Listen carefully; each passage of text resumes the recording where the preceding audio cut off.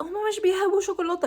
أنا مش ممكن أفهم يا جماعة، أنا مش ممكن أفهم إزاي في ناس في العالم اللي مش بتحب الشوكولاتة. الشوكولاتة يعني إزاي كده؟ أنا مش ممكن أفهم إزاي يعني شوكولاتة الطعم حلو وشكله حلو، كل حاجة عنه حلو جدا.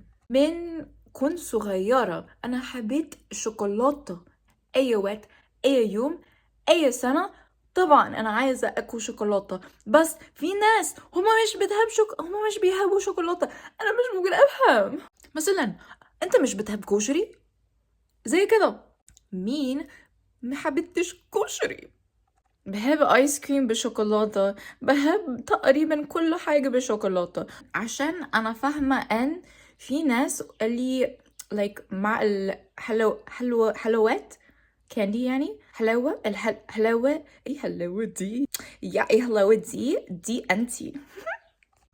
بس يعني في ناس هما بيحبوا حلاوة فاكهة يعني أكتر من شوكولاتة، وفي ناس تاني هما بيحبوا الحلاوة بشوكولاتة وكذا كذا. أنا واحدة منهم.